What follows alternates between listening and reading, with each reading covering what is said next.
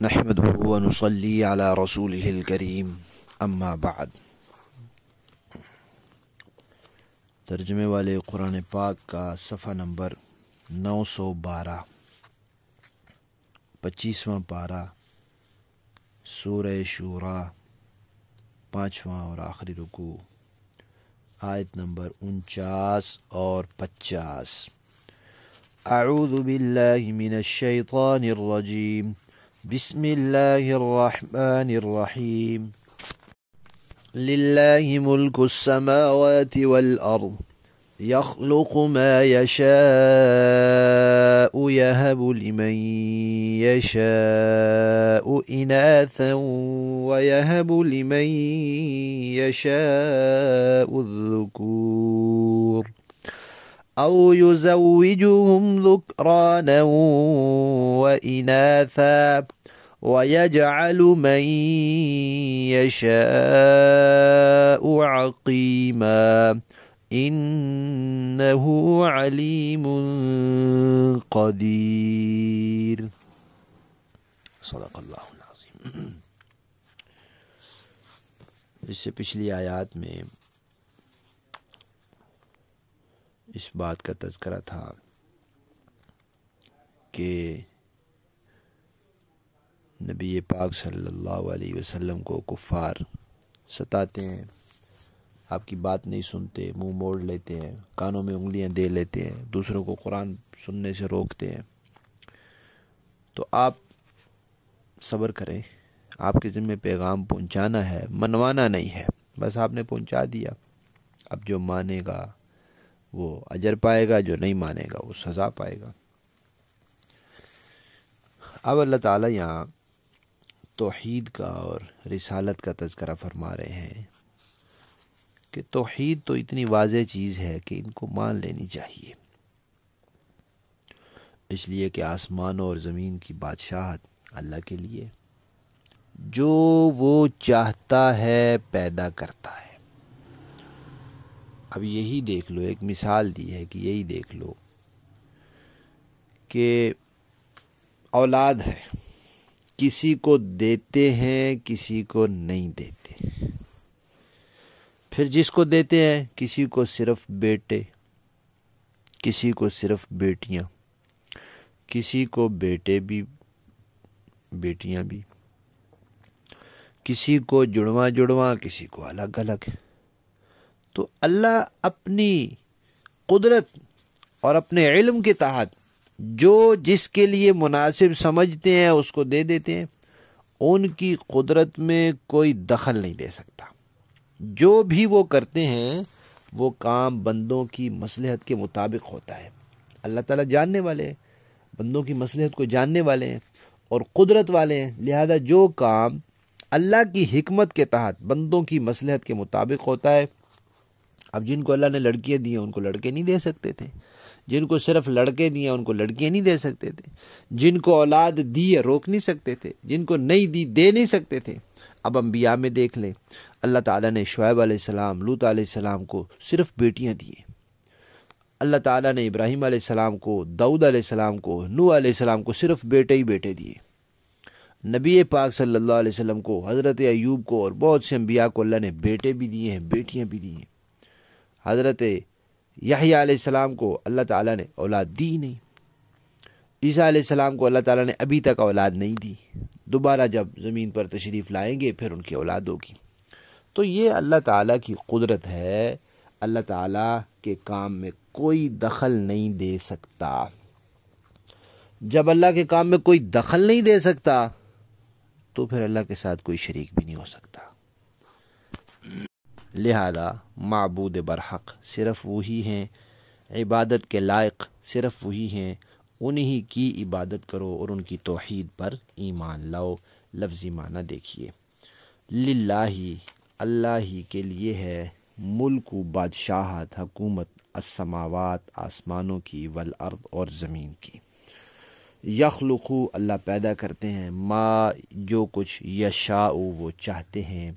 یہبو عطا کرتے ہیں، بخشتے ہیں، دیتے ہیں، لمن جس کو، یشاء چاہتے ہیں وہ، اناثن لڑکیاں، وَيَهَبُ اور دیتے ہیں لمن جس کو یشاء وہ چاہتے ہیں الذکور لڑکے مذکر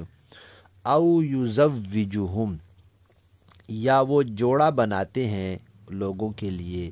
ذکرانن لڑکے و اناثن اور لڑکیوں کا لڑکے بھی دیتے ہیں لڑکیاں بھی دیتے ہیں وَيَجْعَلُ اور بناتے ہیں من جسے یشاء وہ چاہتے ہیں عقیماً بانجھ جس کی اولاد نہ ہو انہو بے شک اللہ تعالیٰ علیم سب کچھ جاننے والے ہیں کہ کس کے لیے کیا مناسب ہے قدیر بڑی قدرت والے ہیں اس کے مطابق اپنی قدرت کے ساتھ کر بھی دیتے ہیں۔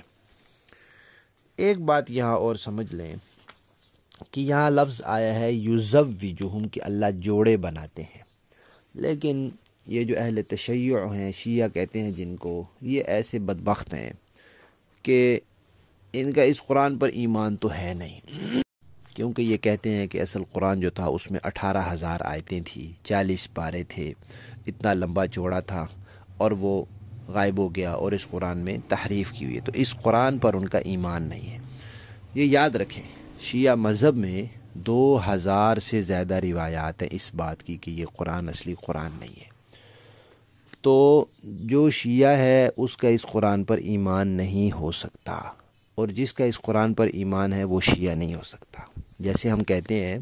کہ ہمارے ہاں 100 آیات 210 سے زیادہ حدیثیں ہیں ختم نبوت کی، تو جس کا ختم نبوت پر ایمان ہے وہ مسلمان ہے، یعنی جو مسلمان ہے اس کا ختم نبوت پر ایمان ہے، اور جس کا ختم نبوت پر ایمان نہیں وہ مسلمان ہی نہیں ہے۔ تو اسی طرح شیعہ مذہب میں ہمارے ہاں جو حیثیت ختم نبوت کو حاصل ہے، اس سے کہیں زیادہ شیعہ مذہب میں اس بات کو اہمیت حاصل ہے کہ یہ قرآن اصلی قرآن نہیں ہے۔ اس قرآن کو اصلی قرآن مان لیں پورا شیعہ مذہب ختم ہو جاتا ہے۔ تو باقی زبانی کلامی وہ کہتے رہتے ہیں، لیکن حقیقت میں جو کہے کہ قرآن کو مانتا ہوں پھر وہ شیعہ نہیں ہے، اور اگر کوئی شیعہ تو اس قرآن کو انہوں نے اب کیا کیا ہے، اس قرآن کی منمانی تشریح کی ہے، دوسرا تو ہے ہی نہیں ان کے پاس۔ تو یہاں بھی انہوں نے ایک تشریح کی ہے، کیا کی ہے، کہتے ہیں یزوجہم کا معنی نکاح کرانا، شادی کرانا، تو اللہ لوگوں کی شادی کرا دیتا ہے، مذکر کی مذکر کے ساتھ اور مؤنث کی مؤنث کے ساتھ۔ انا للہ و انا راجعون۔ قرآن پاک میں جگہ جگہ اللہ تعالیٰ نے اس بات کی تردید کی ہے کہ لوط علیہ السلام کی قوم نے جو برا کام کیا تھا، مردوں کا مردوں سے کے ساتھ بدی کا تعلق قائم کرنا، اللہ فرماتے ہیں یہ برائی، یہ بے حیائی ان سے پہلے دنیا میں کسی نے نہیں کی، اور اس کی وجہ سے ان پر عذاب آیا، ان پر پتھر برسے، ان کو الٹا دیا گیا، اللہ کا غضب آیا۔ تو اس پر اتنی تردید کی ہے قرآن نے، اب اس ساری تردید کو چھوڑ کر، کیونکہ ان کے نزدیک قرآن تو اصلی ہے ہی نہیں، تو انہوں نے یہاں سے یہ مسئلہ بیان کر دیا کہ بھئی مذکر کا مذکر کے ساتھ اور مؤنث کا مؤنث کے ساتھ نکاح جائز، یعنی ہم جنس پرستی جائز ہے، جو اسلام میں بالکل حرام ہے اور ناجائز ہے۔ تو یہ ان کی ایک غلط تشریح ہے اس آیت کی، جو خود قرآن کے ہی خلاف ہے اور اسلام کے خلاف ہے۔ با محاورہ دیکھیں جی، للہ ملک السماوات والارض، سارے آسمانوں اور زمین کی سلطنت اللہ ہی کی ہے، یخلق ما یشاء، وہ جو چاہتا ہے پیدا کرتا ہے، یہب لمن یشاء اناثا ویہب لمن یشاء الذکور، اور وہ جس کو چاہتا ہے لڑکیاں دیتا ہے اور جس کو چاہتا ہے لڑکے دیتا ہے، او یزوجہم ذکرانا و اناثا، یا پھر ان کو ملا جلا کر لڑکے بھی دیتا ہے اور لڑکیاں بھی، وَيَجْعَلُ مَن يَشَاءُ عَقِيمًا، اور جس کو چاہتا ہے بانجھ بنا دیتا ہے، انہ علیم قدیر، یقیناً وہ جاننے والا ہے اور قدرت والا ہے۔ صدق اللہ العظیم۔